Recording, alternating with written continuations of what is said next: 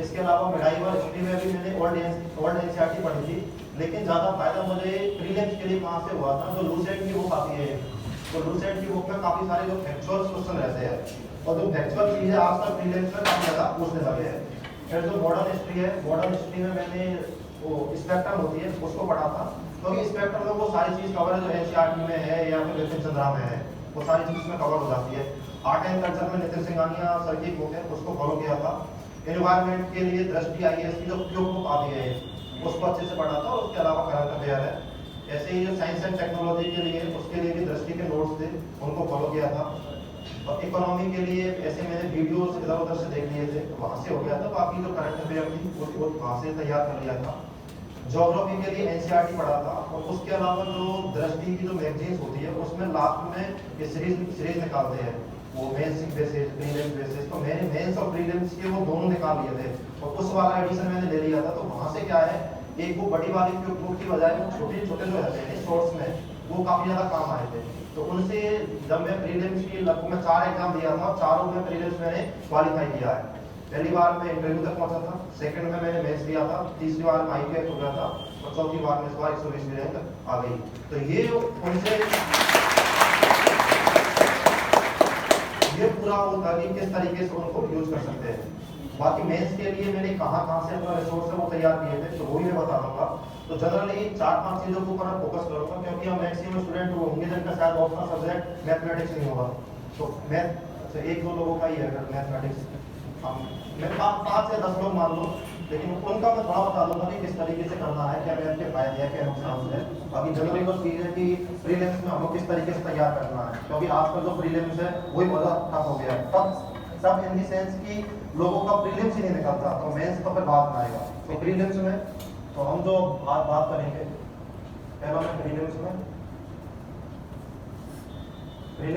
एक GS में हमें किस तरीके से अप्रोच करना है, और दूसरा जो आजकल सबसे बड़ा अड्डा बना हुआ CSET, उसमें किस तरीके से हमें करना है। उसके बाद आएगा मेंस, क्योंकि सबसे बड़ा इंपॉर्टेंट तो मेंस का ही है कि अगर मेंस में हमारी अच्छा है, आंसर राइटिंग अच्छी है, वो सारी चीज़ अच्छी है, तो इसके ऊपर हम ज़्यादा फोकस करेंगे मेंस के ऊपर। क्योंकि प्रीलिम्स के लिए मैं थोड़ा बताऊंगा कि किस तरीके से करना, लेकिन जो मेंस है कि किस तरीके से हमें आंसर राइटिंग करनी है, विशेष रूप से मेंस में आंसर राइटिंग।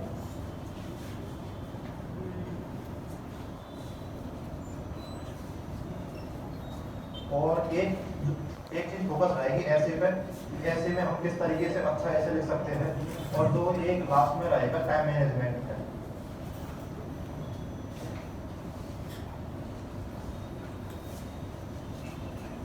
तो ये 4 ब्रॉड वो है जिनके ऊपर मैं बात करूंगा, और इसके अलावा कुछ जैसे ऑप्शनल का मैं कोशिश करूंगा कि थोड़ा ऑप्शनल को कभी फोकस करूंगा, क्योंकि ज़्यादा स्टूडेंट क्योंकि यहाँ पे जो ऑप्शनल है वो मैथमेटिक्स है नहीं है, तो मैं नहीं चाहता कि जो और लोग हैं उनका जो टाइम है उस वजह से खराब हो। तो मैं बता दूंगा कि कहाँ से जो चीज़ है आपको ये तैयार करनी है, कहाँ पे जो मेरी मैथमेटिक्स से रिलेटेड क्या मेरी रणनीति रही थी, तो वो आपको जानकारी कहाँ से मिल सकती है। क्योंकि मेरा मैथ का मैं इसको बता देता हूँ, मेरा मैथ में 312 नंबर थे इस बार ऑप्शनल में, तो ऑप्शनल की वजह से इतना फर्क पड़ गया कि जो रैंक थी वो काफ़ी इम्प्रूव हो गई थी।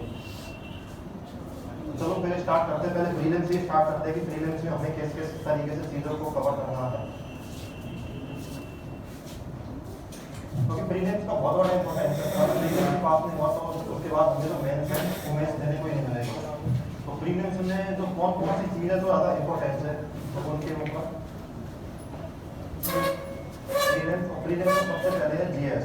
तो मैं GS में कौन सी चीज़ ऐसी है कि जो हमें अच्छे से करनी है, और किस तरीके की जो मेरी अप्रोच थी, क्योंकि मैंने प्रीलिम्स में जब ये एग्जाम देना स्टार्ट किया था तो मेरा प्रीलिम्स कभी रुका ही नहीं, और हमेशा लगभग 100 से ऊपर ही नंबर आते थे। तो प्रीलिम्स का ये है कि एक बार प्रीलिम्स की अप्रोच पता चल गई तो उसके बाद काफ़ी सारी चीज़ें वो आसान हो जाती है। और जो प्रीलिम्स की अगर हमको अप्रोच पता नहीं है, कितना भी हम पढ़ लो, लेकिन उसके बाद भी कहीं ना कहीं 1 नंबर से, आधा नंबर से, या फिर 0.5 नंबर से, मेरे काफ़ी सारे जो दोस्त ऐसे भी है कि 0.13 नंबर से रहे हुए हैं। तो जो हमें अप्रोच किस तरीके से होनी चाहिए, ताकि जो 2-3 नंबर का जो फर्क पड़ जाता है, तो इससे आप जो और नंबर है वो भी काफ़ी अच्छे से कर सकते हो। तो प्रीलिम्स में सबसे पहले चीज़ है रिसोर्स है हमारे पास। रिसोर्स एक अच्छे रिसोर्स होने चाहिए, क्योंकि रिसोर्स बहुत ज़्यादा जरूरी है कि आप किस तरीके के रिसोर्स से पढ़ते हो। और रिसोर्स में कैसे होगा कि किसी ने आपको जैसे मैंने आप बोल के चला गया कि ये पढ़ना है, अगली बार कोई और टॉपर आया उसने बोल के चला गया कि आपको ये सारी चीज़ पढ़नी है, वो चीज़ आपको फिक्स करनी है। उन चीज़ों के पीछे नहीं भागना कि यार इसने ऐसा बोल दिया तो मुझे ये पढ़ लेना है। आपके पास चीज़ मिनिमम हो, लेकिन उनका मैक्सिमम कितना आप रिवीजन करते हो। तो मिनिमम रिसोर्स का हमें मैक्सिमम रिवीजन करना है। और जैसे पॉलिटी के अंदर लक्ष्मीकांत है, या फिर आप जो भी रिसोर्स पढ़ रहे हो, चाहे यहाँ से लो मटेरियल दिया जा रहा हो, उसके ऊपर आपको विश्वास करना पड़ेगा। और ये नहीं है कि यार एक क्वेश्चन इस बुक से पूछ लिया इस बार, तो अगली बार आप वो खरीद के लेके आ गए कि इस बुक से क्वेश्चन आए थे। हो सकता है कि एग्जामिनर अगली बार किसी और बुक से पूछ लेगा। और ऐसा है कि प्रीलिम्स में कितना भी पढ़ के चले जाओ, या 50, 60, 70 बुक पढ़ के चले जाओ, लेकिन वहाँ जो क्वेश्चन हमें डायरेक्टली आते रहेंगे वो मैक्सिमम होंगे 30 से 40 ऐसे क्वेश्चन होंगे जो कि हमें सीधे सीधे आ रहे होंगे, और हमें ये विश्वास होगा कि हाँ ये क्वेश्चन है, ये क्वेश्चन मैंने जो टिक लगाया है वो सही हुआ है। तो इतने क्वेश्चन रहेंगे। उसके बाद जो सारी चीज़ है वो सारी चीज़ डिपेंड करेगी कि आपने रिवीजन कितना रहा है, आपने कितनी ज़्यादा प्रैक्टिस की है, तो उन सारी चीज़ों के ऊपर ज़्यादा डिपेंड करती है। दूसरा चीज़ है हमारा यूपीएससी का सिलेबस, और सिलेबस सबसे ज़्यादा इंपॉर्टेंट हो जाता है मेंस में। ये मेंस से सबसे ज़्यादा सिलेबस इंपॉर्टेंस इसलिए हो जाता है क्योंकि ऐसे बोलते हैं कि अंडर डिवीजन जितनी भी सारी चीज़ है वो प्रीलिम्स में या फिर जो यूपीएससी का सिलेबस है उसके अंतर्गत शामिल है, लेकिन ऐसा नहीं है। सिलेबस में जो जो चीज़ डिफाइन की हुई है वो काफ़ी ज़्यादा इंपॉर्टेंट है। अगर हमें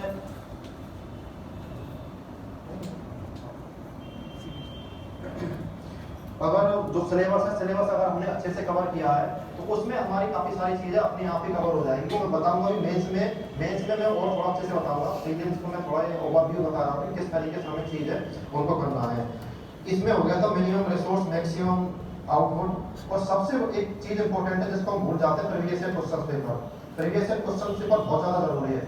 प्रीवियस ईयर क्वेश्चन पेपर विशेष रूप से प्रीलिम्स के लिए और मेंस के लिए तो है ही है। और प्रीवियस ईयर क्वेश्चन पेपर और सिलेबस का यूज कैसे करना, उनका फायदा कैसे होगा। जैसे हम प्रीवियस ईयर क्वेश्चन पेपर देखेंगे तो बहुत सारे क्वेश्चन ऐसे हैं जो इस बार है, पिछली बार थे और उससे पहले भी जो पहले रिपीट हुए हैं।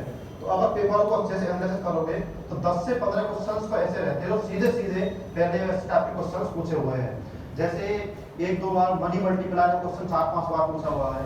इकोनॉमी में किस तरीके से इन्फ्लेशन बढ़ेगा, जीडीपी के ऊपर क्या इफेक्ट पड़ेगा, उनके क्वेश्चंस पूछे हुए हैं। उसके अलावा जो हमारी मॉनेटरी पॉलिसी है उसके ऊपर काफी बार क्वेश्चंस पूछे गए हैं। और ऐसे ही क्वेश्चन देखोगे कि एक आप देखो CRISPR-Cas9, एक बार मैचिंग में उसका क्वेश्चन पूछ लिया था किससे रिलेटेड है, अगली बार उसका सीधा ही पूछ लेते हैं CRISPR-Cas9 क्या चीज है। ऐसे ही सेंट्रल ग्राउंड वाटर अथॉरिटी जो कि एनवायरमेंट प्रोटेक्शन एक्ट 1986 के अंतर्गत बनी है, एक बार ये मैचिंग में पूछा था, दूसरी बार इसको सीधा सीधा क्वेश्चन पूछ लिया।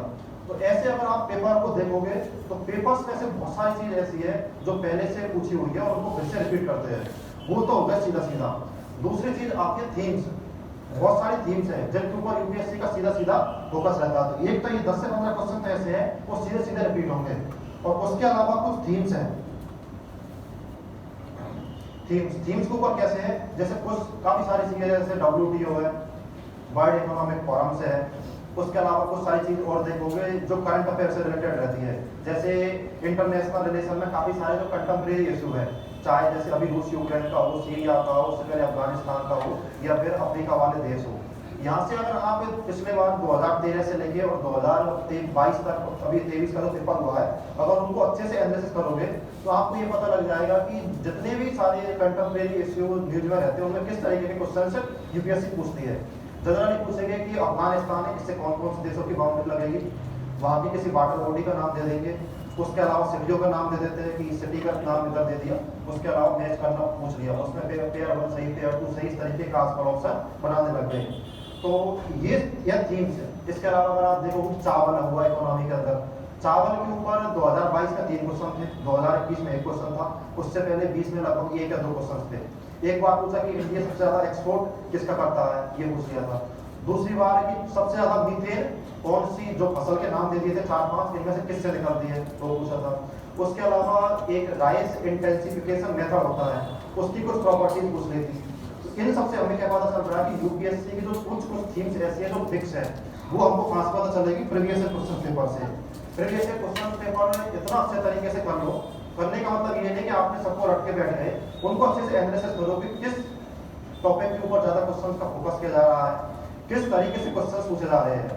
और जो चीज एक मैं हमेशा बोलता हूँ कि रिवर्स इंजीनियरिंग वो है कि यूपीएससी ने पहले से पूछा हुआ है और उसी चीज का हम यूज करते हुए फिर से हमारी जो रणनीति है उसमें किस तरीके से मॉडिफिकेशन करते हैं, ये बहुत ज्यादा जरूरी है। ऐसे हम काफ़ी सारी चीज़ पढ़ते रहेंगे, ये बुक पढ़ लिया, ये रिसोर्स, ये मैगजीन, वो सब पढ़ लिया, लेकिन इन चीज़ों पर अगर हम फोकस करेंगे सिलेबस प्रीवियस क्वेश्चन पेपर, तो हमारे से लगभग 25 क्वेश्चन ऐसे हैं तो सीधे सीधे कहीं ना कहीं किसी न किसी तरीके से फिर से रिपीट होते हैं। तो ये सारी चीज़ों को समझना बहुत ज़्यादा जरूरी है। इसमें फोर्थ चीज़ आती है प्रैक्टिस। कितना भी पढ़ लो, लेकिन अगर प्रैक्टिस नहीं करोगे तो काफ़ी सारी चीज़ें हमें पता ही नहीं चलेगी। तो इनका मतलब हुआ प्रैक्टिस का सीधा सीधा मॉक पेपर। मॉक पेपर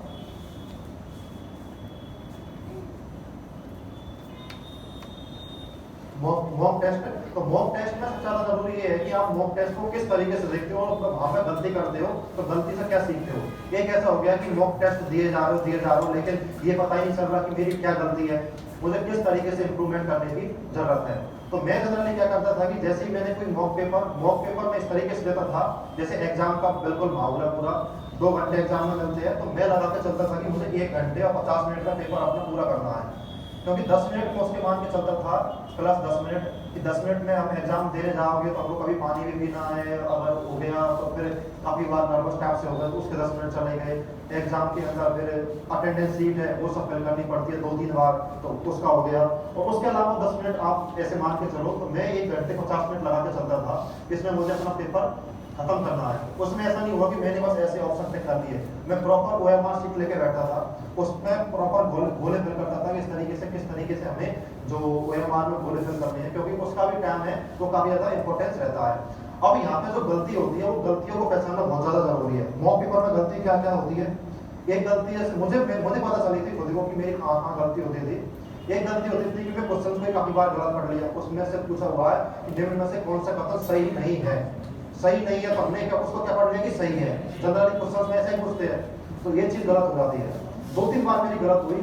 मैंने अपना एक चार्ट बना लिया था, एक अपने जो डायरी थी उसमें मैं लिखता गया कि मेरी कहाँ पे किस तरीके की गलती हो रही है। तो मैंने लिख लिया कि यहाँ पे मैं ये गलतियाँ करता हूँ कि पढ़ने में गलती कर देता हूँ कि इसमें सही नहीं है, इस तरीके से पढ़ लिया। एक गलती मैंने ये नोट कर ली। दूसरी गलती मुझे पता चला कि मैंने क्वेश्चन में तो टिक बी लगाया है लेकिन OMR में मैंने सी भर दिया। आपके साथ ही साथ बहुत लोगों के साथ ऐसा हुआ होगा, जल्दी में सी कर देते हैं। तो मैंने दूसरी गलती ये नोट कर ली कि यहाँ पे मेरी इस तरीके की गलती होती है। तीसरा फिर और किस तरीके की गलती होती है, उसमें ऐसा होता है कि काफी बार पेपर का हमें एक पन्ना ही छूट जाता पूरा। जैसे मेरे साथ 2020 में ऐसा हुआ था, वो C-सेट में हुआ था कि मैं लास्ट में एक पेज में लगभग 7 से 8 क्वेश्चन थे और वो पेज ही मेरे से ऐसा स्किप हुआ कि मुझे पता ही नहीं चला। तो ये सारी जो गलती है उनको पहले से आइडेंटिफाई कर लो कि तीसरी ये क्या गलती होगी। और गलती जैसे काफी डेटा दिया हुआ है, काफी सारे फैक्ट्स दिए हुए हैं, तो उनको लेकर हम उलझ जाते हैं और फिर सोचते हैं कि पता नहीं यार ये क्वेश्चन में क्या ही पूछा होगा।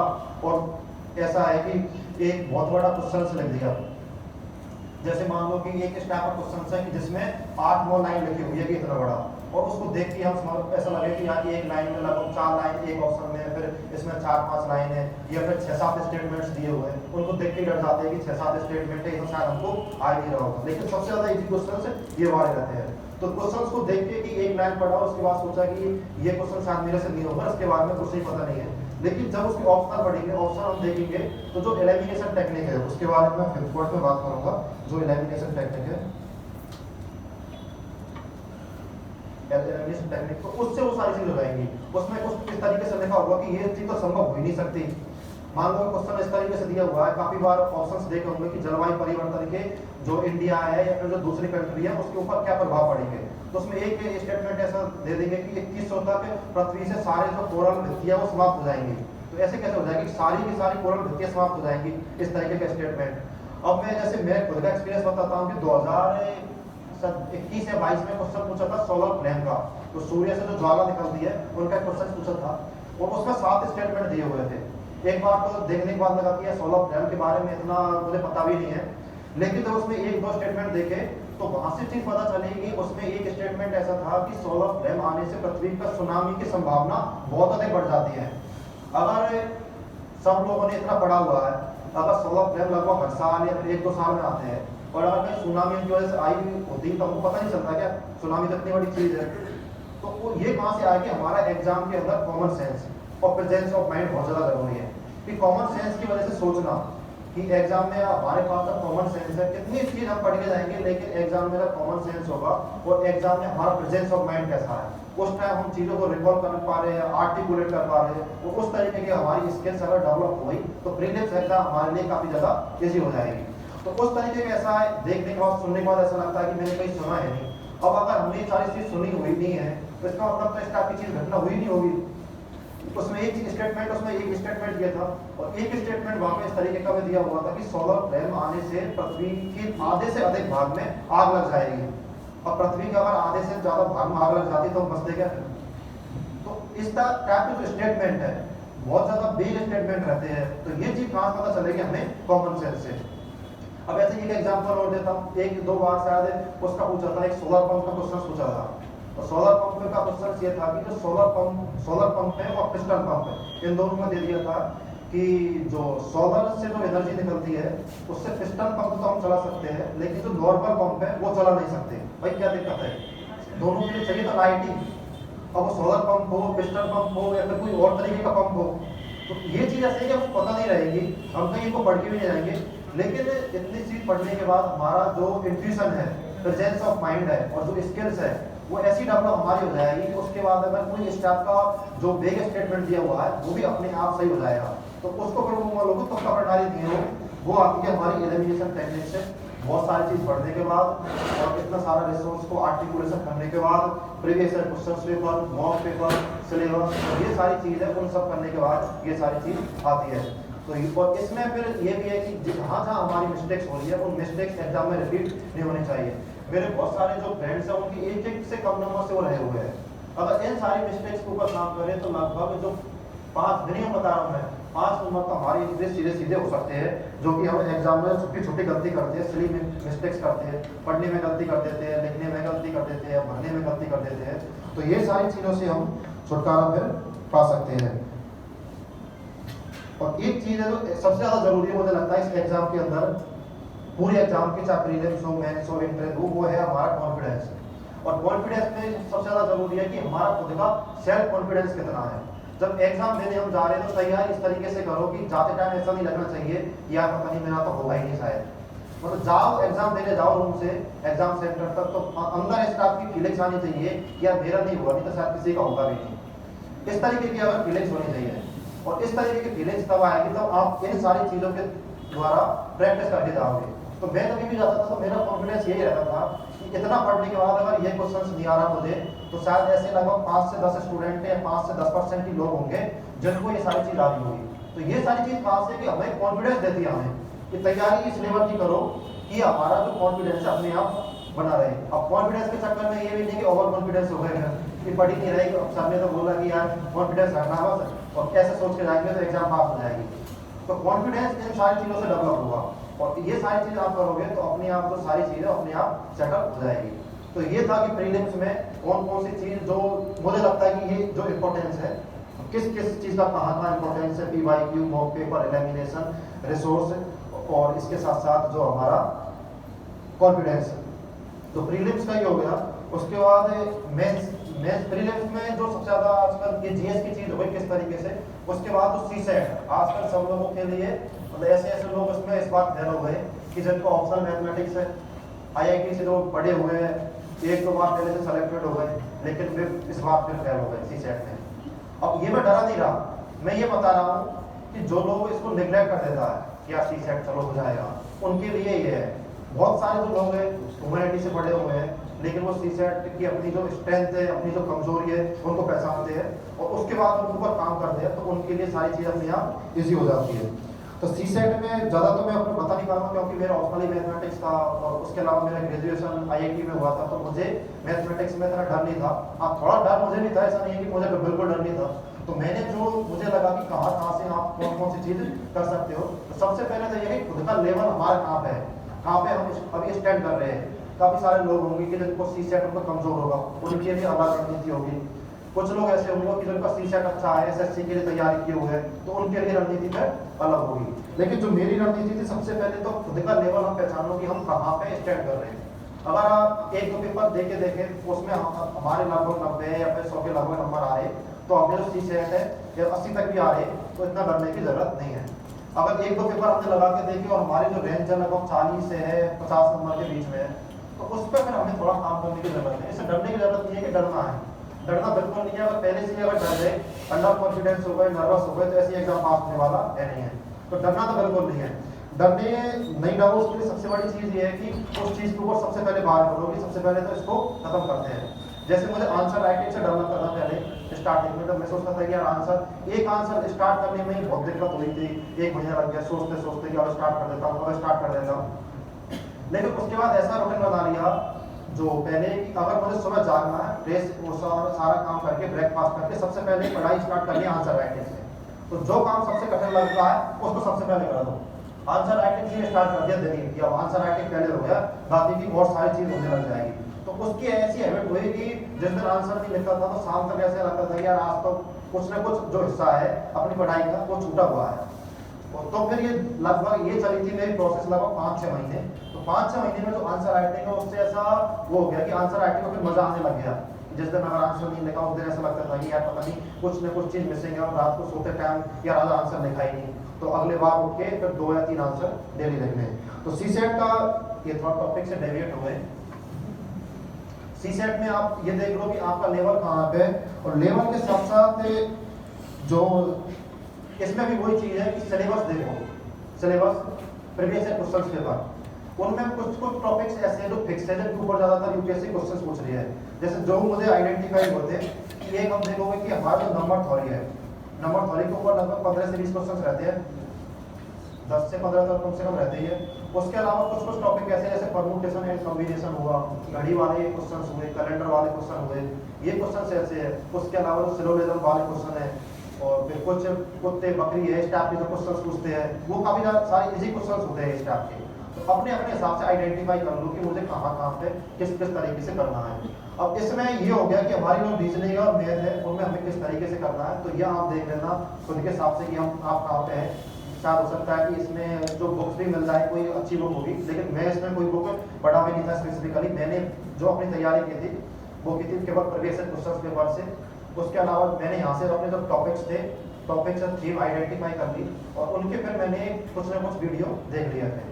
इसके साथ ही जैसे एक दृष्टि की जो बुक आती है सीसेट के लिए, उसमें काफी सारे जो क्वेश्चंस भी दिए हुए हैं। स्टार्टिंग में अगर देखोगे तो कुछ कुछ थोड़ी भी दी हुई है, तो मैंने वहां से कुछ फार्मूला याद कर लिए थे। क्यों, पहले आईआईटी के टाइम पर कुछ फार्मूला पढ़े थे, उन फार्मूलों को फिर भूल जाते हैं अगर डेली वो यूज में नहीं है, कहाँ कहाँ पे अप्लाई कर रहा है। जैसे मैं एक बताता हूँ कि 20 में शायद चक्रवर्ती ब्याज का क्वेश्चन आया था। अब चक्रवर्ती ब्याज का फार्मूला ही मुझे याद नहीं आ रहा था कि फार्मूला क्या होगा। वो ऊपर आर होता है, यहाँ पे होता है 1 प्लस पता नहीं किस तरीके से क्या होता है, टाइम होता है, यहाँ पे क्या होता है, तो फार्मूला याद नहीं आ रहा था। तो ये सारी चीज ऐसी है कि अगर हम प्रैक्टिस करके नहीं जाएंगे तो आप कहीं से भी पढ़े हो सब लोग फिर भूल जाते हैं। तो पहले से ये सारे जो फार्मूले थे मैंने वहां से देख लिए थे, टॉपिक आइडेंटिफाई कर लिए, और उसके अलावा फिर मैंने यूट्यूब से वो सबके वीडियो देख लिए थे कि कहाँ कहाँ से मुझे कौन कौन से टॉपिक में करना है। अब जैसे एक बार कैलेंडर का क्वेश्चन पूछ लिया था कि 2021 में या फिर कुछ 1900 में उस डेट को कौन सा बार होगा। अब स्टार्टिंग में लगा कि पहले वो पढ़ा नहीं था क्या ये कैसे दिखा देंगे एग्जाम में, तो वो हुआ नहीं फिर वहाँ क्वेश्चन। तो ये चीज ऐसी है कि पहले से आइडेंटिफाई करके चलो, फिर पेपर्स को देखो, मॉक पेपर दो, अपनी गलतियों को पहचानो, और खुद का लेवल हम पहचान लो कि हमारी क्या वीकनेस है। अगर खुद की वीकनेस को एक बार आप पहचान लोगे तो उसके बाद काफी सारी चीजें और ज्यादा इजी हो जाएंगी। वो मेंस का जब मैं बताऊंगा तो मैं खुद बताऊंगा कि मैं कहाँ कहाँ पे गलती कर रहा था, जिस वजह से मेरा जो फर्स्ट 2 अटेम्प्ट थे उनमें सिलेक्शन नहीं हुआ था। अब एक जैसे इसमें काफी लोगों को दिक्कत ये रहती है कि वो सोचता है कि यार मेरी तो मैथ और रीजनिंग अच्छी है, तो जो पैसेज टाइप में क्वेश्चन आते हैं कंपैरिजन उसको छोड़ के चले जाते हैं। कुछ लोग ऐसा सोचते हैं कि हम ह्यूमैनिटी वाले स्टूडेंट है तो लगभग 27-28 क्वेश्चन पैसेज के आएंगे और सबको हम सही कर देंगे, तो लगभग 27-28 क्वेश्चन चाहिए ही होते हैं जो सीसेट में पास होने के लिए, तो हम भी मैथ रीजनिंग छोड़ देते हैं। लेकिन ऐसा बिल्कुल नहीं करना। काफी बार होता है कि जो मैथ रीजनिंग हार्ड आती है और जो कंपैरिजन है वो इजी आते हैं। काफी बार ऐसा उसका उल्टा हो जाता है। तो कवर सारा सिलेबस हमें करके जाना, कोई छोड़ना उसमें से नहीं है। क्यों, एक दो स्टूडेंट क्यों मेरे काफी सारे दोस्त ऐसे जानकार हैं कि जो इस टाइप की गलती की है और उनको इसका जो खामियाजा सीधा सीधा इस रूप में भुगतना पड़ा कि उनका प्रीलिम फिर पास नहीं हुआ। तो आपको ये सारी गलती है वो सारी गलती बिल्कुल नहीं करनी। तो आपको पूरा सिलेबस कंप्लीट करना है, उसमें कंप्रीहेंशन भी अच्छे से करने हैं, अब ऐसा नहीं है कि स्टार्टिंग में प्रैक्टिस करके नहीं गए और फिर पता चला कि यार कंपटीशन का पता ही नहीं है, उनकी भी सॉल्व करने की टेक्निक्स होती है। जैसे किसी ने पूछा हुआ है कि इसमें निष्कर्ष क्या हुआ, अब मान लो कि निष्कर्ष पूछा हुआ, तो निष्कर्ष का सीधा सीधा मतलब है कि जो पैसेज दिया हुआ उस पैसेज को पढ़ो और पढ़ने के बाद दिमाग में पता लगना चाहिए कि किस टॉपिक के ऊपर ये क्वेश्चन पूछा गया है। जैसे मान लीजिए इस तरीके से क्वेश्चन है कि भारत में 2030 तक पानी की काफी कमी होगी, उसके अलावा सूखा बाढ़, ये भी एक हिस्से में आते हैं। तो ये सारी चीज पढ़ने के बाद हमें पता चला कि सूखे बाढ़ के ऊपर नहीं है, ये क्वेश्चन पूछा हुआ कि वाटर मैनेजमेंट के ऊपर। इस तरीके के ऑप्शंस वहां पर देंगे।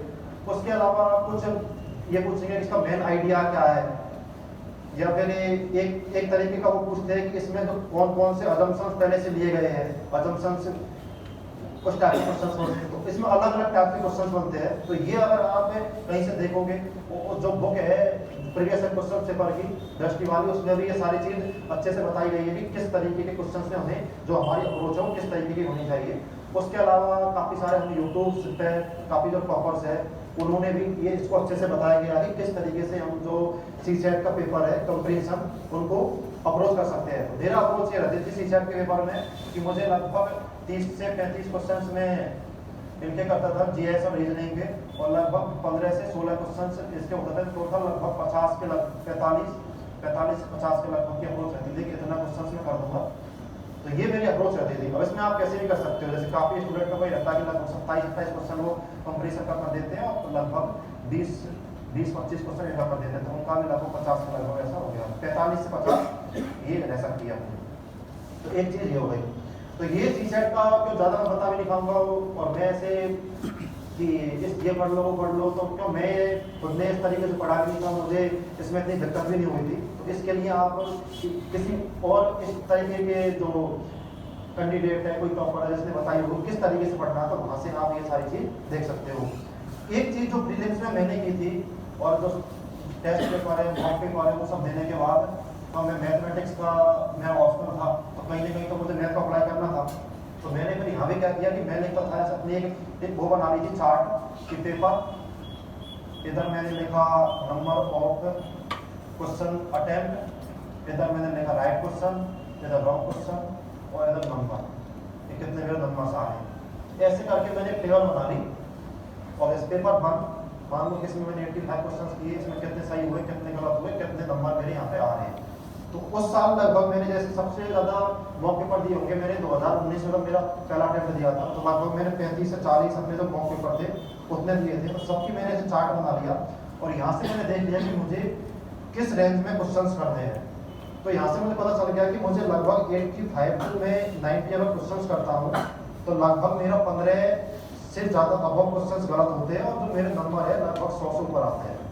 तो मुझे मेरा ये पता चल गया कि मुझे कितने क्वेश्चंस लगभग अटेम्प्ट करने हैं। तो मैं 4 अटेम्प्ट प्रीलिम्स के दिया, तो 4 अटेम्प्ट में मेरे क्वेश्चंस लगभग 85 से ऊपर थे और नंबर लगभग मेरे इसी रेंज में थे। 1-2 बार 100 से कम हुए और बाकी 95 से 100 के बीच में रहे। बाकी जो और 4 क्वेश्चन जो नंबर्स थे लगभग 100 से ऊपर ही थे। तो यहाँ से चीज पता चल जाएगी कि हमें किस रेंज में क्वेश्चन है उनको अटेम्प्ट करना है। तो इससे जो मॉक पेपर है इसमें एक तो ये हो गया कि आप डेली मॉक क्वेश्चन पेपर लगा रहे हो, तो वो भी काफी ज्यादा जरूरी है। जैसे आपने करंट अफेयर के कहीं पर 5 क्वेश्चन देंगे तो 5 क्वेश्चन में कितना टाइम लगेगा, 10-12 मिनट लगेगी, तो उनको कर दिया। वहां से आपको कुछ नई चीज मिली, तो उसका फिर मैं स्क्रीनशॉट लेके रखा था। तो वो मैं थोड़ा बताऊंगा कि किस तरीके से हमें हार्ड वर्क के साथ साथ जो स्मार्ट वर्क है वो सब भी करना है। तो ये प्रीलिम्स की लगभग एक मोटी स्ट्रेटजी थी कि किस तरीके से रही थी। अब मेन चीज है कि हमारी जो मेंस है, क्योंकि मेंस के ऊपर मैंने काफी काम किया था और वो सारी चीज मैंने लगभग शेयर भी की हुई है। तो मैं जो मेंस की क्या क्या चीज ऐसी थी, तो मेंस के ऊपर मैं थोड़ा पेपर फाइल, क्योंकि सबसे ज्यादा इम्पोर्टेंट यही है मेंस। प्रीलिम्स में तो सबको पता है कि किस तरीके से करना, काफी बार अगर लक सही हुआ लक खराब हो गया तभी भी प्रीलिम्स एग्जाम हम फेल कर ही जाते हैं। तो यहाँ पे ऐसी चीज है कि इसमें हम अच्छा कर सकते हैं अगर हमारे पास एक अच्छी गाइडेंस हो और अच्छी रणनीति हो। तो मेंस का एक बार पूरा बताता हूँ कि मेंस में कैसे कैसे करना है। इसके अलावा मैं जीएस पेपर 1, जीएस 1, क्योंकि सब पेपर के लिए जीएस 2, जीएस 3 और जीएस 4 4 पेपर है और चारों के लिए जो रणनीति है वो अलग अलग है। ऐसा नहीं है कि हमने एक पेपर के लिए अपनी रणनीति बना ली और उसी को चारों पेपर में फॉलो कर दिया। मैंने ऐसा काम किया था 2019 के मेंस में, उस साल सिलेक्शन नहीं हुआ मेरा। 2020 के पेपर में मैंने किया कि एक पेपर के लिए रणनीति बना ली और उसी को सब में मैंने फॉलो किया, इन दोनों बार नहीं हुआ। फिर मुझे पता चला कि मैं कुछ ना कुछ गलती कर रहा हूँ और उन गलतियों को मैं पहचान गया। सबसे बड़ी बात तो ये कि जो हम गलती कर रहे हैं गलतियों खुद एक्सेप्ट कर लिया कि हाँ मैं गलती कर रहा हूँ और उस लेवल से मैं तैयारी कर ही नहीं रहा था जो यूपीएससी की डिमांड है। तो सिलेक्शन कहाँ से होगा सर? तो सबसे पहले है यूपीएससी का सिलेबस। प्रीवियस ईयर सिलेबस उतना अच्छे तरीके से डिफाइन नहीं है, लेकिन मेंस में जो सिलेबस है वो सिलेबस काफी अच्छे तरीके से डिफाइन है। और सिलेबस का क्या इंपॉर्टेंस है वो क्यों चीजों को एक ऐसा कि बता दिया और उनके साथ उसको सीधा प्रूव करो कि सिलेबस कहाँ इंपॉर्टेंस है कैसे इंपॉर्टेंस है।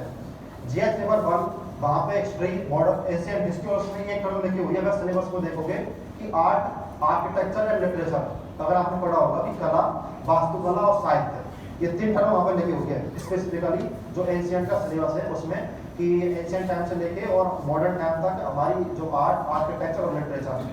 अब हमने सब कुछ पढ़ लिया, इतने सारे धर्म पढ़ लिए, ये सब पढ़ लिया, पेंटिंग और वो सब पढ़ ली, लेकिन हम वो लिटरेचर लिखा हुआ है उस लिटरेचर को पढ़ना ही भूल गए क्योंकि ज्यादातर चीज कवर भी नहीं होती। और इसके बारे में जब रिसोर्स हम देखेंगे तो वहाँ पर बहुत कम चीज अवेलेबल है। मैंने भी वही गलती की। 19 में क्वेश्चन आया कि जो फारसी लिटरेचर है उसके बारे में बताओ, 20 में क्वेश्चन आया कि जो भक्ति लिटरेचर है उनके बारे में बताओ। और 2013 से लेके अगर हम 2022 तक का मैच देखें तो लगभग 5 से 6 बार लिटरेचरों के ऊपर क्वेश्चन पूछे गए हैं। कभी संगम लिटरेचर के ऊपर, कभी भक्ति लिटरेचर, कभी फारसी लिटरेचर, कभी किस तरीके से और तरीके से पूछ लिया, या फिर अपने जो सूफी लिटरेचर थे उन सब के पूछ लिया। तो यहाँ से क्या पता चला कि सिलेबस में टर्म सीधा सीधा डिफाइन की हुई है आर्ट आर्किटेक्चर एंड लिटरेचर। तो लिटरेचर के ऊपर जब 5 से 6 बार क्वेश्चन पूछा गया है तो इस चीज को हम इग्नोर क्यों करें और सीधे सीधे ऐसे क्वेश्चन आ रहा है। दूसरा example self help group, GS paper 2 governance में अच्छे तरीके से चीज दी हुई है कि NGO self help group and civil society. अब अगर आप देखोगे तो हर अल्टरनेट साल सेल्फ हेल्प ग्रुप के ऊपर क्वेश्चन पूछते हैं। तो अगर हम सेल्फ हेल्प ग्रुप को इस तरीके से तैयार करके चले गए कि अगर इसमें से किसी भी तरीके क्वेश्चन आएगा तो उसको इतना अच्छे तरीके से हम लिख देंगे कि इसमें नंबर कटने की, अगर वो एग्जामिनर 4 नंबर देना चाह रहा तो हमने इस तरीके से उसको प्रेजेंटेशन कर दिया कि कहीं ना कहीं उसमें 5 नंबर दे देगा। तो अगर इस तरीके से हमने एक क्वेश्चन में अगर 1 नंबर बढ़ा लिया तो 20 क्वेश्चन में कितने बढ़ गए 20। अगर एक भी नहीं बढ़ा तो आधा नंबर तो बढ़ ही सकता है हमारी मेहनत से। तो आधा नंबर बढ़ा 20 क्वेश्चन में, टोटल कितने बढ़ गए 10 नंबर। 4 पेपर में कितने बढ़ गए 40। अब 40 नंबर कितने हुए? 40 नंबर या तो आपको लिस्ट से बाहर कर देंगे या फिर लिस्ट के अंदर ले आएंगे। आईपीएस बदले होंगे तो आईएएस बना देंगे, आईआरएस बदले होंगे तो आईपीएस बना देंगे। ये लगता है इजी है कि यार मतलब कितना सा इजी है 0.5 नंबर बढ़ाना, लेकिन इसके लिए मेहनत करनी पड़ेगी पूरी 0.5 के लिए। 1 नंबर के लिए हमें पूरी मारामारी करनी है। 1 नंबर हम किस तरीके से इंक्रीज करना है, और अगर 1 नंबर हमारा इंक्रीज हो जाएगा तो सीधा सीधा 20 नंबर इंक्रीज होते हैं। और इंक्रीज करना इतना कोई बड़ी बात नहीं है। तो ये मैंने बता दिया कि सिलेबस का कहाँ हमें कैसे इंपॉर्टेंस है सिलेबस का, और सिलेबस में से किस तरीके से सीधे सीधे क्वेश्चन पूछ जाते हैं। सिलेबस को बिल्कुल इग्नोर नहीं करना। दूसरा चीज इसमें भी वही चीज आती है कि हमारे जो प्रीवियस क्वेश्चन पेपर है, अगर सिलेबस है तो सिलेबस के अकॉर्डिंग हमारे पास नोट्स होने चाहिए। तो नोट्स है तो आपको कोचिंग्स के नोट्स हो सकते हैं या फिर आप खुद के भी इससे नोट्स बना सकते हैं। मैंने अपने खुद के नोट्स बना लिए थे, वो बताऊंगा कि किस तरीके से मैंने अपने नोट्स बनाए थे। और दूसरा चीज हमें प्रीवियस क्वेश्चन पेपर इंपॉर्टेंस है। मैं प्रीलिम्स के लिए बता रहा था क्योंकि मेरा ये 2 चीजों के ऊपर मैं फोकस नहीं किया था अपने 2 अटेम्प्ट में, और उसकी वजह से मेरा सिलेक्शन भी नहीं हुआ। लेकिन दूसरी बार इन चीजों को मैं महत्व समझ गया कि सिलेबस का क्या इंपॉर्टेंस है, प्रीवियस क्वेश्चन पेपर है उनका क्या इंपॉर्टेंस है। तो प्रीवियस क्वेश्चन पेपर कैसा है, जैसे मैं एग्जाम का भी बता ही रहा था कि किस तरीके से लिटरेचर के ऊपर क्वेश्चन पूछे गए हैं, किस तरीके से सेल्फ हेल्प ग्रुप के ऊपर क्वेश्चन पूछे गए हैं। अगर हम जो लोकल बॉडी है, चाहे पंचायती राज जो अर्बन लोकल बॉडी जो, वहाँ पे इस तरीके के क्वेश्चन बहुत बार पूछे गए हैं। और अगर हम कुछ टॉपिक ऐसे हैं कुछ जो सिलेबस में हमारे, जैसे हम देखें इंटरनल सिक्योरिटी, आंतरिक सुरक्षा, जीएस पेपर 3, इसके क्वेश्चन तो लगभग हर साल रिपीट होते हैं। साइबर सुरक्षा क्वेश्चन लगभग फिक्स है। भारत के बॉर्डर मैनेजमेंट, उसके अलावा जो देश का आतंकवाद वाले इश्यू है, इन सब के ऊपर घुमा फिरा के 1-2 साल में क्वेश्चन रिपीट हो ही जाते हैं। उसके अलावा एथिक्स में जो 2021 का जो पेपर था उसमें मैक्सिमम क्वेश्चंस वो थे जो पहले यूपीएससी ने कहीं ना कहीं अपने सिलेबस में पहले पूछे हुए हैं। अगर आपने पेपर देखा होगा 2021 का एथिक्स का, तो ऐसे बहुत सारे क्वेश्चन है, लगभग 45% जो क्वेश्चंस थे वो ऐसे थे जो पहले से पूछे हुए हैं। उसके अलावा टॉपिक तो लगभग वही थे जो सारे इंटीग्रिटी का किस तरीके से पूछ ले, वही है डेफिनेशन लिखनी है, वही एग्जांपल लिखने, वही कंक्लूजन लिखना है। तो वही मैं बताऊंगा किस तरीके से हमें सारी चीजों के ऊपर काम करना है। तो पहला होगा सिलेबस, दूसरा होगा प्रीवियस क्वेश्चंस पेपर, और तीसरी सबसे बड़ी चीज है इंपॉर्टेंस प्रैक्टिस। प्रैक्टिस आप कितना भी पढ़ लो, लेकिन अगर हम प्रैक्टिस नहीं करेंगे, अपनी जो गलती है वो उसको अपने अच्छे से पहचान नहीं पाएंगे और कहाँ पे हमें सुधार करना है, अगर उनको हम पहचान नहीं पाएंगे तो फिर हम कितना भी सारी चीज तैयार कर लो उसका कोई भी फायदा नहीं है। प्रैक्टिस में जरूरी कैसे है कि सबसे पहले आप डेली आंसर लिखना स्टार्ट करो। अब डेली का मतलब ये भी नहीं है कि आज तैयारी स्टार्ट किया और कल से आंसर लिखना स्टार्ट कर दिया तो लिख भी नहीं पाओगे। लगभग आपकी 4-5 महीने का हो गया, 1-2 सब्जेक्ट आपके पूरे हो गए, उसके बाद आंसर लिख सकते हो। तो आंसर कहाँ से देखो, सबसे पहले प्रीवियस क्वेश्चन पेपर को देखो कि जैसे मान लो आपने पॉलिटी पढ़ लिया तो पॉलिटी में किस तरीके के क्वेश्चन पूछे जा रहे हैं। और इस तरीके से कहीं मत पढ़ो कि पहले मैं प्रीलिम्स के लिए पढ़ लेता उसके बाद मैं मेंस के लिए पढ़ लूंगा।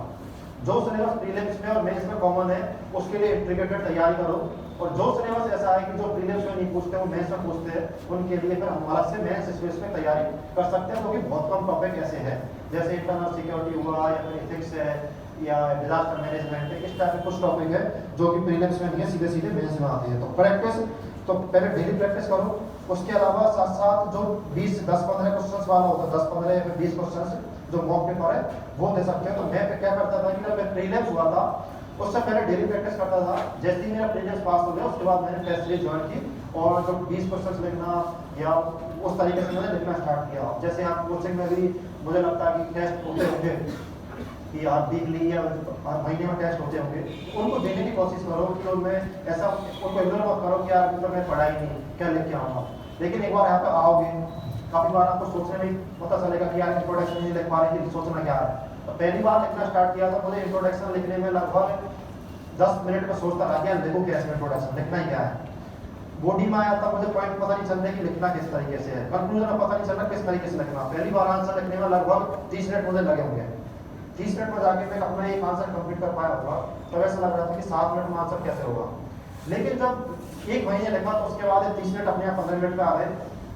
और मैं करता क्या था कि मेरे 2-3 लोगों का मेरे दोस्त वो सीरियस तैयारी कर रहे थे। वो ऐसे दोस्त नहीं थे कि वो बस नाम के लिए यूपीएससी की तैयारी कर रहे हो, वो सीरियस वाले तैयारी कर रहे थे।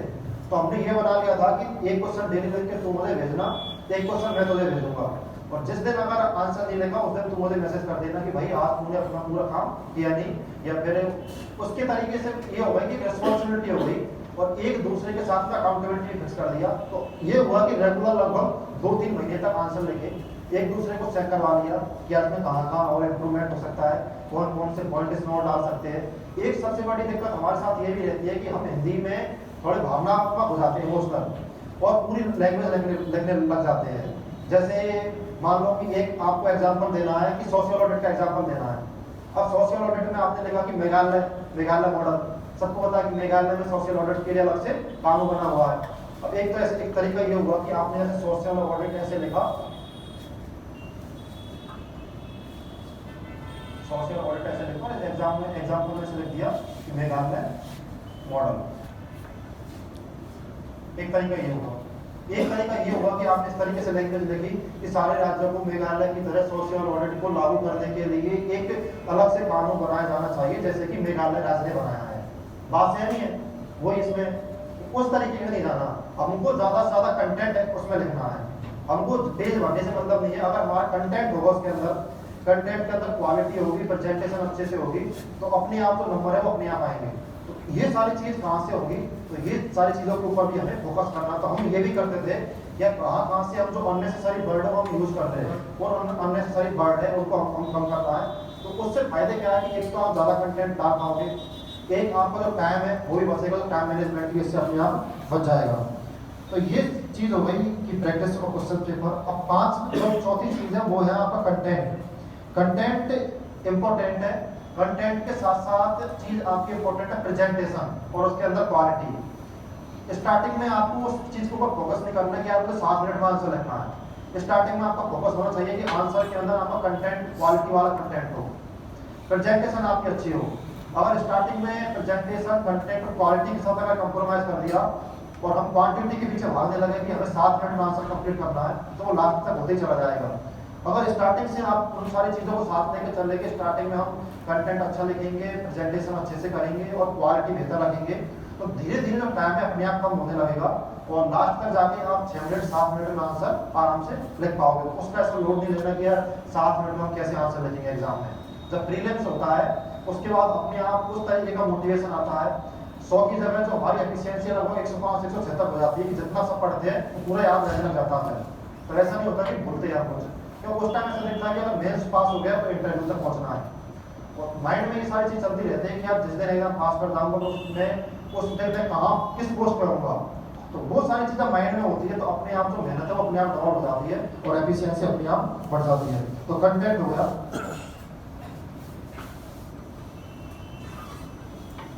कंटेंट। और सबसे ज्यादा एक चीज जो इंपॉर्टेंस है, आपने कितनी भी चीज पढ़ ली लेकिन अगर आपका जो आंसर है, जो फोर्थ पॉइंट होता है, फिफ्थ पॉइंट है आपको जो वैल्यू एडिशन।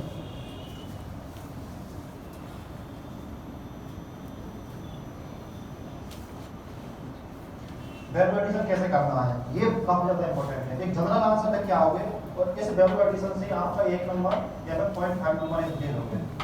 इस वैल्यू एडिशन में क्या करना है आपको, जैसे एग्जांपल मैं बताऊंगा तो किस तरीके से लिखने हैं। Example, data, fact, case study, अलग अलग रिपोर्ट्स के नाम, कमिटीज के नाम, डायग्राम कैसे बनाने हैं, डायग्राम में भी अलग अलग हो गए, ग्राफ्स हो गया, पाई चार्ट्स हो गए, या फिर जो दूसरे और तरीके के जो फ्लो चार्ट होते हैं ये सब हो गया।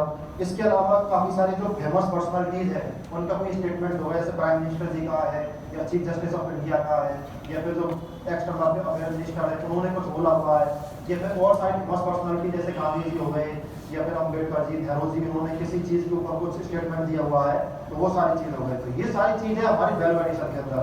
और आंसर में अगर इनको आपने यूएसटी बना लिया तो आपका इतना नंबर इंक्रीज होना बिल्कुल गारंटी है। इसके साथ ही ये मैं वैल्यू एडिशन में बताऊंगा कि ये मैं जनरल बता रहा हूँ कि आंसर राइटिंग में क्या क्या चीज इंपॉर्टेंस है, और उसके बाद मैं पेपर वाइज बताऊंगा कि जीएस पेपर 1 हिस्ट्री में किस तरीके से करना है, सोसाइटी, ज्योग्राफी, फिर जीएस पेपर 2 3 और उसके बाद एथिक्स। ये हो गया कि फिफ्थ पॉइंट। अब इसमें जो 6th पॉइंट है वो है रिवर्स इंजीनियरिंग।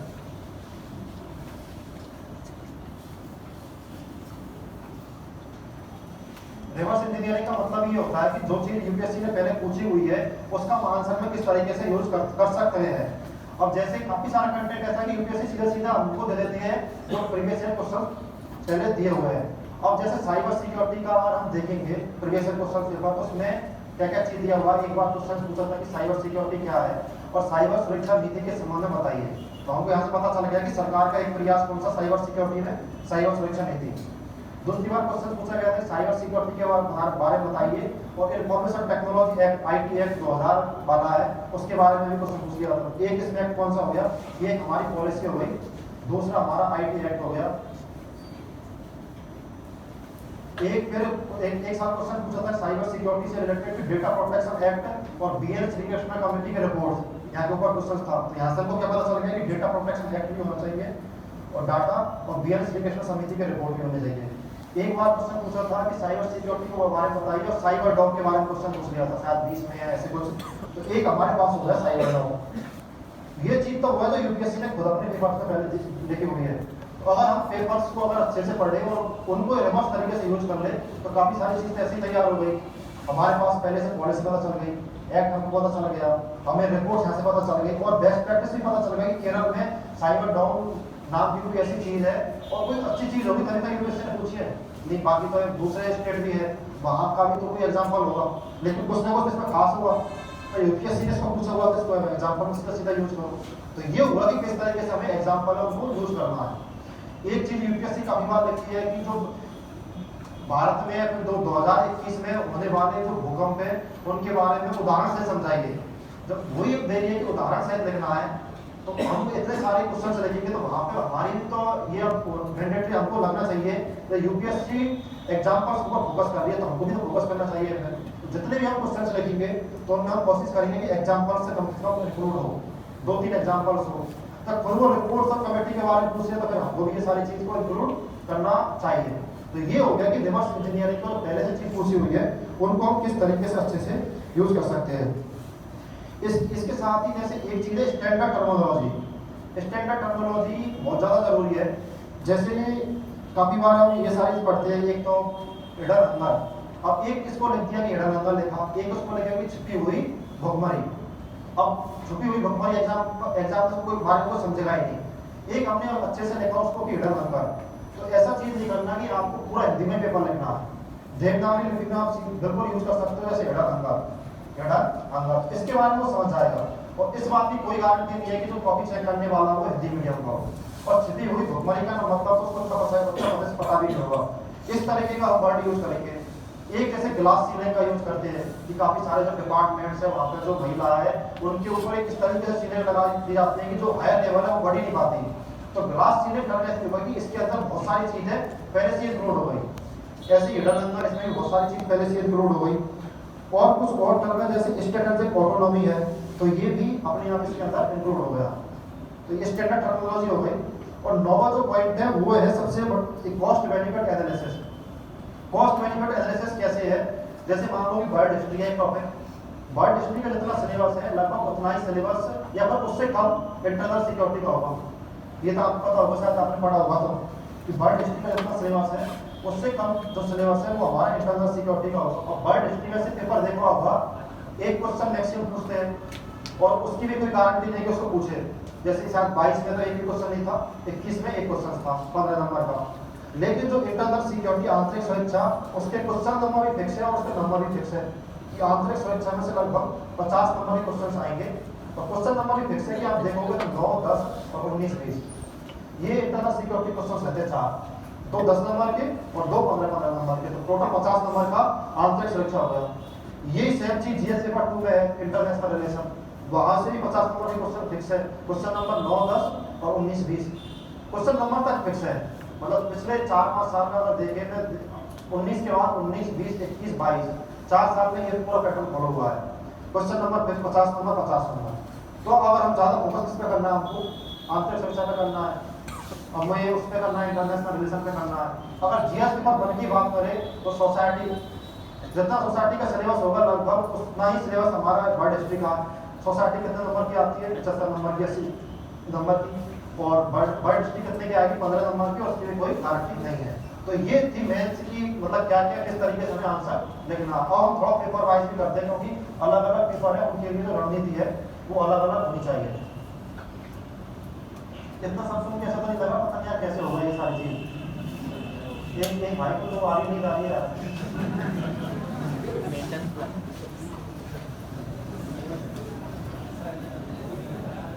ऐसा तो पढ़ाने में भी ऐसा नहीं है, पढ़ाने के साथ साथ अगर इंटरेस्ट आता है लोगों को तब लोगों को पढ़ने में मिलता है।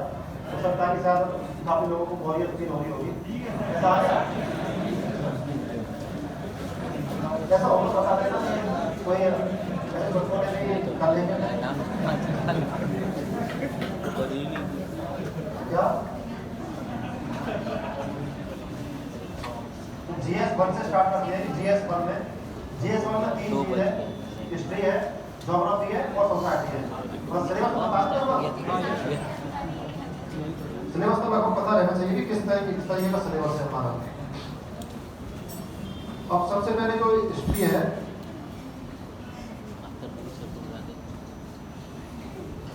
कुछ चीज कॉमन से जो सीधा सीधा बोल कर आऊंगा इसमें वही है कि सबसे पहले सिलेबस है प्रीवियस क्वेश्चन पेपर है, ये बहुत ज्यादा इंपॉर्टेंस है। तो ये लगभग सारे जो टॉपिक्स है वहां पर मैं बोलूंगा इन सारी चीजों का किस तरीके से हमें यूज करना है। दूसरा प्रीवियस क्वेश्चन पेपर का वही अच्छे से एग्जाम अच्छे से एनालिसिस करना है। और हिस्ट्री में सबसे ज्यादा जरूरी है क्रोनोलॉजी। क्रोनोलॉजी हिस्ट्री में बहुत ज्यादा जरूरी है। अब जैसे मान लो कि एक तो पूछा हुआ कि 1930 के